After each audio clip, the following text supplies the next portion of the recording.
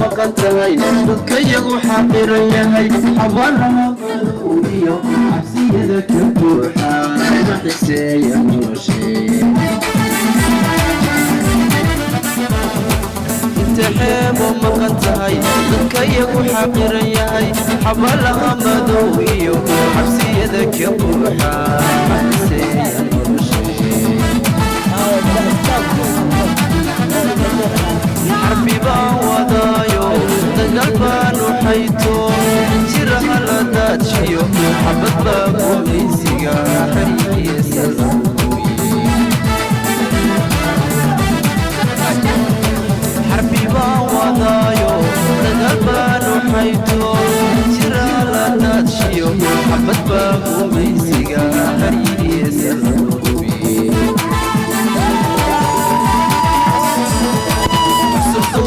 شعبيو هلا لها أنا لفا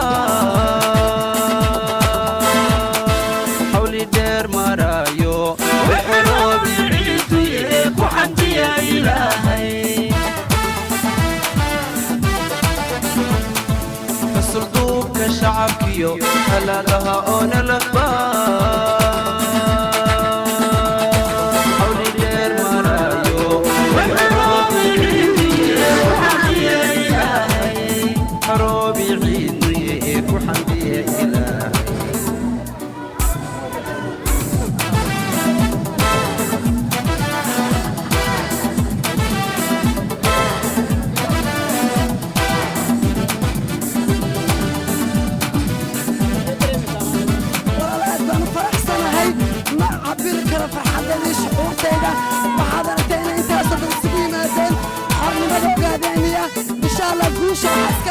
شعب كدرمان الصومالي وبعدين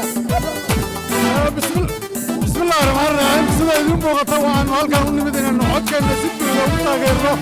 ومدى إنا دباقيسان إيروغا دين ملك السوي جوغان وعن أمو جلينا إنا إنو نايطان نوم عقوضا وطاقان ودران يا كالسا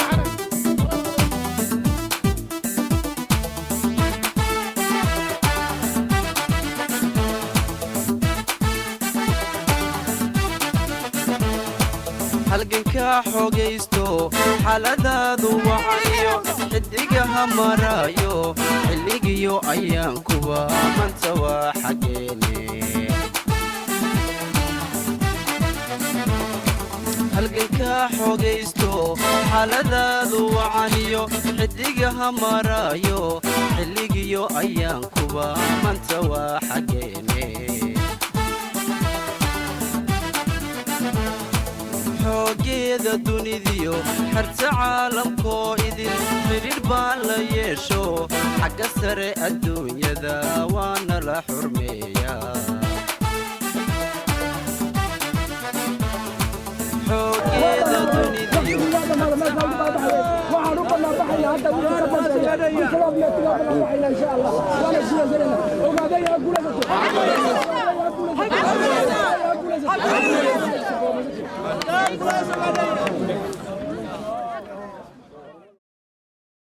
waxaan maanta u taaganahay halkan saaka ilaa iyo hadda ilaa iyo biri ilaa iyo maalmaha soo socdo dhanba inaan insha Allah ku mudaharada doono halkan mudaharaadkaas ku saabsan inuu dhiigyaca Mala Zanaawi uu joogo hotelkan agteena sidaa darteed marka ma yeelino inuu namatalo dhiigyaca Mala Zanaawi oo dadkeena la qabo waxa isku dilayaa ninkan inaan ku mudaharaadno sababtoo ah waa ninka wadankeena iyo dadkeena iyo diinteennaba soo mataqaana baabah ka dhigayo mana yeelayno halkan u yimid waxa weeyaan Mala Zanaawi oo halkan shir u yimid ayaan ku mudaharaadayna annaga oo ka xun dadkanaga iyo dalkanaga wuxuu ku samaynayo isaga oo dilkii iyo dhicii iyo boobkii intiiba hadda ku daray inuu hantidii reer ogaadeynaya iyo macdantoodii iyo isku day inuu dhaco isaga oo kaashanaya dalal shisheeye marka maadaama aan anagu dalkii ka soo baxnay waxaan u qaban karnaa waxaa inaan muujino dareenkanaga inaan codkanaga wax ugu qabanno inaan barafka taagnaano inaan qiyaamo soo soconno oo wadamo kale ka nimaadno sida awgeed maanta run ahaantii shucuurtanada iyo dareenkanagu aad buu kacsan yahay iyada iyo ummadda Soomaaliyeed inta ay ku jirto arwaaxda bini'aadam waayo qolofku waxa weeyaan wuxuu ma qabto qofka bini'aadamka arwaax baa ku jirta haday arwaaxdaas tahay mid shaqaynayso oo Soomaalinimadii iyo darisnimadii iyo diintii iyo islaamnimadii intaba dadka aan wadaagno ee Soomaaliyeed ee maanta halkan jooga iyo kuwa kale ee laga daawanayay TV-yada ama maxaan dhahay miidiyaha waan u mahadcelinaynaa dhammaan waxaan kula talin lahayn oo ka codsanaynaa inay u istaagaan qadiyadda Soomaalida reer Ogaadeenaya iyada oo muddo fara badan dalkaas loo soo dagaalamayay oo qof kasta oo Soomaaliya awoodii aabihii ay ku shahiideen ama ku dhaawacmeen maal badan iyo hanti far badan ay kaga baxeen Soomaaliya oo qof aan maxaan dhahay dhiigis ku daadan ugu jirin boqolaal sanadood dul Soomaaliyeed uu yahay oo cidna laga xigin ummadda Soomaaliyeed aad baan uga codsan lahayn in insha Allah taala ka qayb qaataan difaaca dalkooda iyo diintooda iyo hantida wadankooda in maalmo yar ay u hadheen maalmihii gumaysigu way dhamaadeen insha Allah xorriyaduna way soo dhowdahay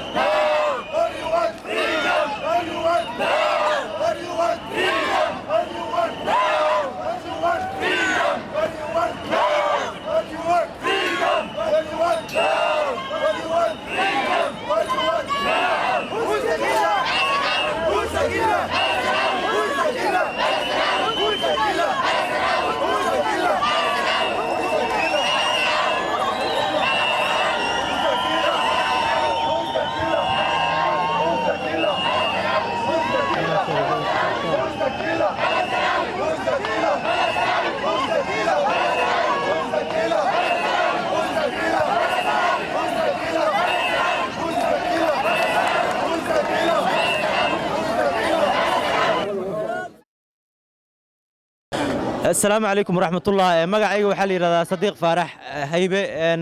waxaan ka imid magaalada Drammen ee gobolka Bushkrood ee Norway waxaan maanta meeshan isugu nimid inaan ku mudaharaadno dhiigyacabka weyn ee Mella Zanaawi oo xasuuq iyo gaboodfal aan maaragtay kala go' lahayn oo isugu jira dil xasuuq kufsi iyo maaragtay xabsi daa'in ku haya shacabka dulman ee Ogaadeenaya ee Itoobiya gumaysato sidaad aragtaan dadkan fara badan ee mudaharaadaya waxay ka kala yimaadeen gobollo fara badan oo kala duwan gaar ahaan gobollada la isku yiraahdo Ostland Norway maaragtay Oslo iyo agagaarkeeda waana siday saaka 7 subaxnimo u yimaadeen qabowga aad aragtid ee dhacaya waxay dadkan meesha u taagan yihiin inay maaragtay dareenkooda wadaninimo ay muujiyaan ee Soomaalinimo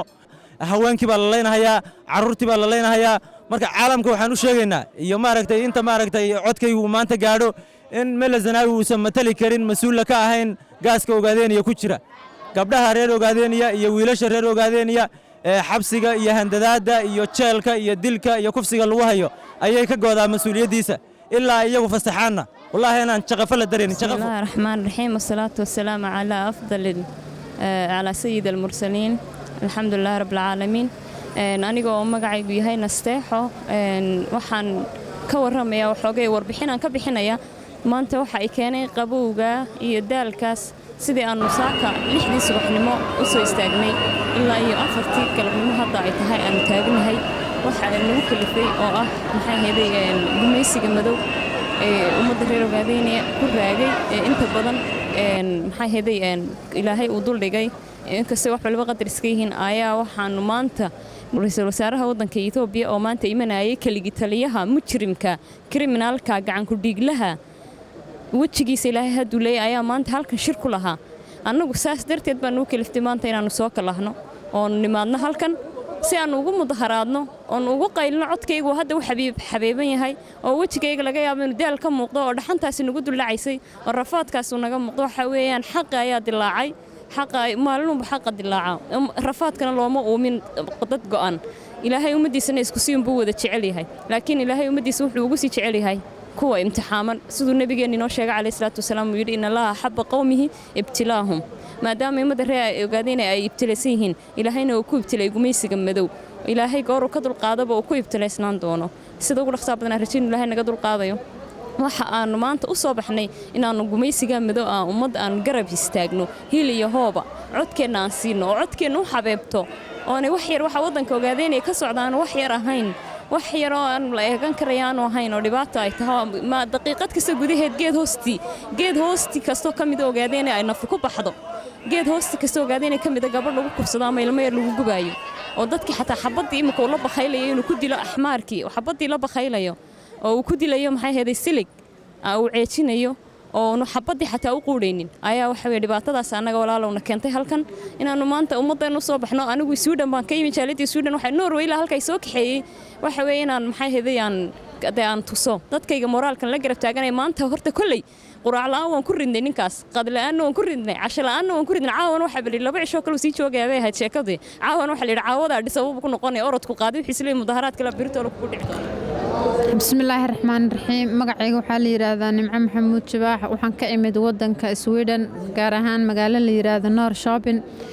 waxaan intaas oo masaafo u soo maray waxaan u maleynayaa 7 saacad ku dhawaad baan gaari soo saarayn intaas oo masaafo waxaan u soo maray maanta waxay ahayd inaan ku mudaharaado kaliya taliya Mele Zanaawi oo xaqiiqdii la og yahay reer Ogaadeniya marka waxa weeye dhibaatadiisa oo u adkeysan weynaan maanta halka oo nimid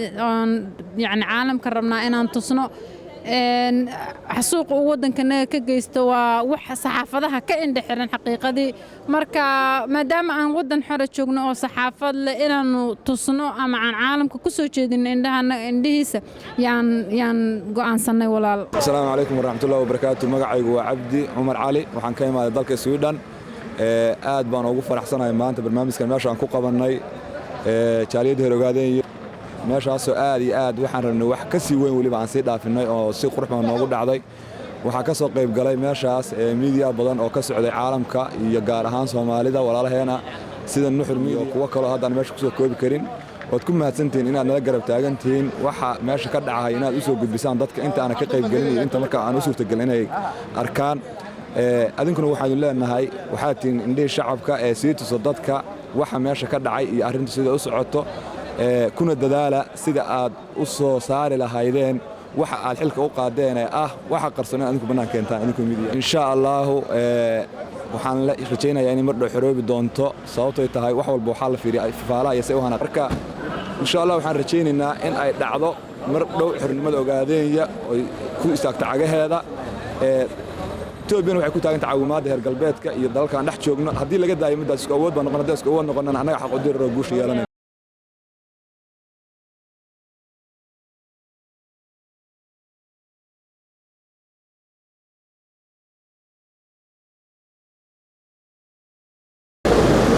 horta walaalo waxa weeyaan arinta shidaalku arintu maanta u yimi meesha ninkan mujrimka criminalka wajigiisa ilaahay dile oo ah inuu kala hadlaayo shirkadahan Scandinavian-ka ee shidaalka soo saaro ku dhex wareegayo oo wariyay la qodanaayo wadankan baabaayn anigu iska hayso wixii leeyahay wadanku waa dad la'aan waa rag la'aan uu leeyahay wadankan baabaayo ka dhaadhicinay cidna aanay lahayn aan soo saarta nimcadiisa shidaalka kale ilo qada laakiin anigu waxaan fikradda taa aan ka qaba walaal waxa weeyaan ay tahay waxan dhacaynin إلا قف رأي أوجادينيا ونوليها ما قف أمد رأي أوجادينيا وقف كنوليها وحن أمسنها إن الخيرات كطبيعي جاي رأي أوجادينيا اللي سو سار كلام وحول بهذا عن هذا حتى وحن أمسنها ما أنت إلى هاي بكما يلا يرجع رمضان دمر كاجلية دجالك دمر كهذا رمضان عيال كاجلية عيال كهذا رمضان وضع كاس كقاته خيرات كيسنا على صباح حلال بوي هاي مركا لكن